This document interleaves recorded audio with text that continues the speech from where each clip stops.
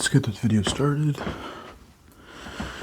Let's talk about why your bench hasn't gone up.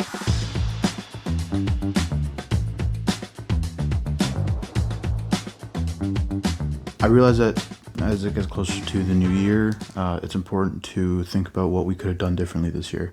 And one thing I know that all of us could have done differently is tried to gain a lot more muscle. Specifically, increase our bench. I know I've been wanting to increase my bench, and we're going to talk about how you might do that today. First thing you want to focus on is progressive overload. All right. This is the most important thing that you're going to have to know for gaining any sort of muscle on any workout. For a bench specifically, you really want to make sure that you're increasing either the amount of sets, the amount of reps, or the amount of weight that you're doing every week, however often you can. So let's say week 1, you do 3 sets of 8. Now, week number 2, you might want to do 3 sets of 9. All right. Weight stays the exact same, but the amount of reps you do increases. You could do that. All right. Another way you could do it, you could be doing, okay, well, the eraser just fell. Week 1, you could be doing incline bench. I'll do 75s, right? Let's say week 1, I'm doing 75 pounds. So when you start with 75 pounds, you want to try to, as your weeks go on, you want to try to increase the amount of weight that you're doing by a little bit every week.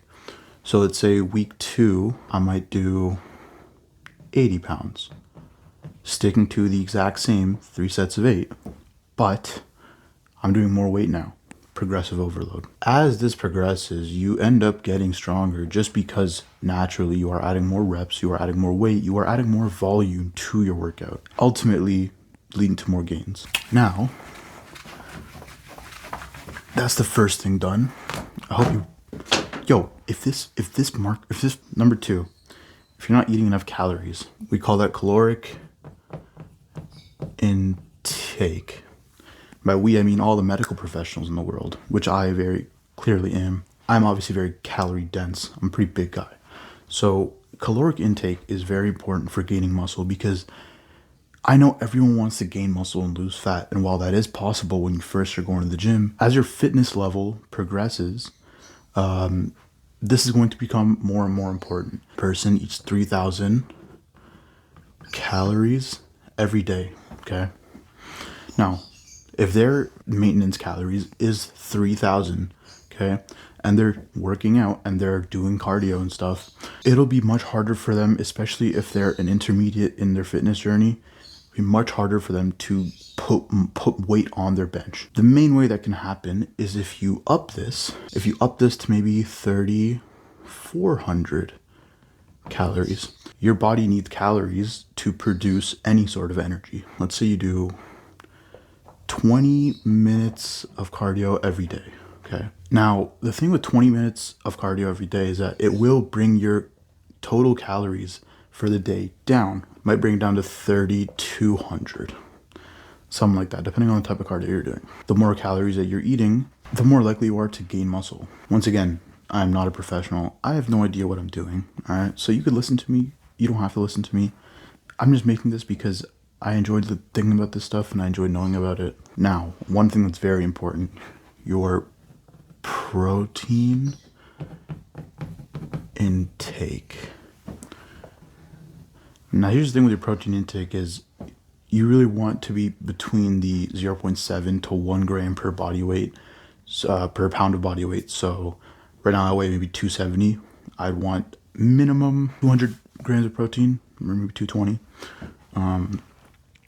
But this is very important because it's very helpful for muscle protein synthesis. Now, one thing I will say, okay, if you weigh 150 pounds and you're eating, I don't know, 250 grams of protein, okay, this is literally one of the dumbest things you could do because not only can your body not use that protein, the extra protein that you're eating, it becomes useless after a point. So all of this, don't be doing that. Do not be doing that, okay? You're at 150 pounds. If you want to gain lean muscle and you want to gain it the most efficient way, you want to eat at least 150 grams of protein every day. you have to be sleeping, okay? Sleep is one thing that I have realized recently. It has helped me a ton, okay? It helps with cognitive function. It helps with performance, athletic performance. It helps in general with keeping your energy and your mood at a good level throughout the day. Now, sleep is one of those things that you cannot compromise on. I aim, because of my schedule, I get at least 6 hours of sleep. 6 hours of sleep on weekdays, and on weekends, I end up getting around 10 hours of sleep, okay?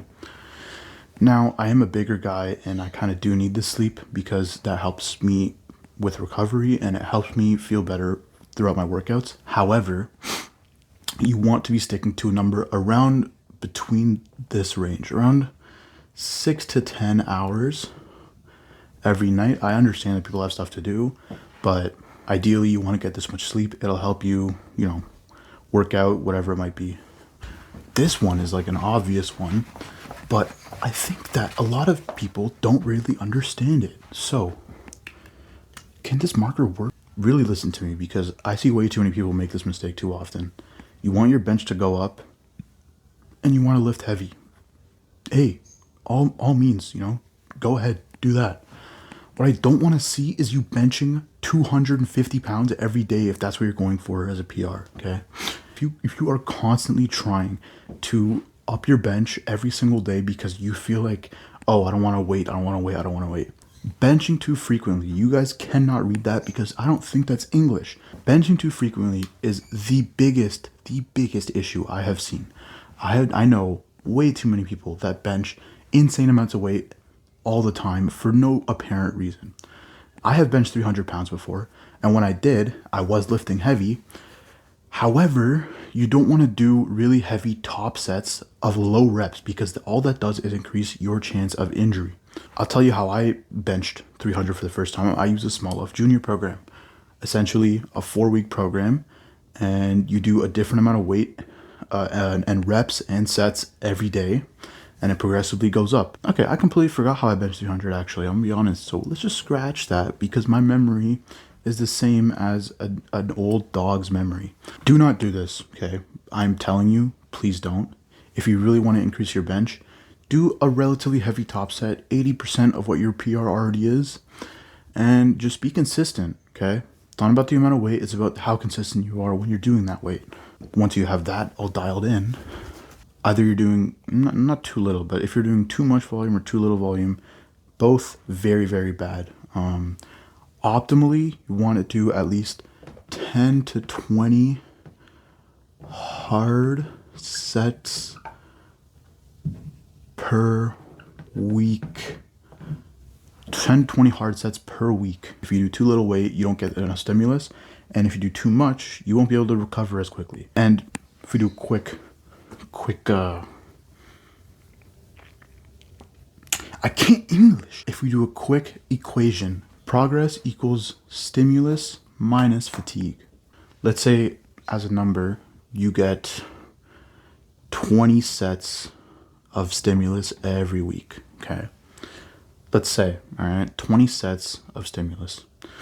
Now, your fatigue is very important here because if you are doing those sets and you are way too tired to be able to do them comfortably throughout the week, your fatigue is going to be 20 sets worth of fatigue. Okay, that is not English either, clearly. You do 20 minus 20. Listen, this is easy math here.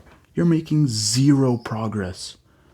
Zero. You're not making any progress because you're doing way too much every week. Another thing you want to really focus on is your stabilizer muscles or your secondary muscles when you're doing bench. Bench press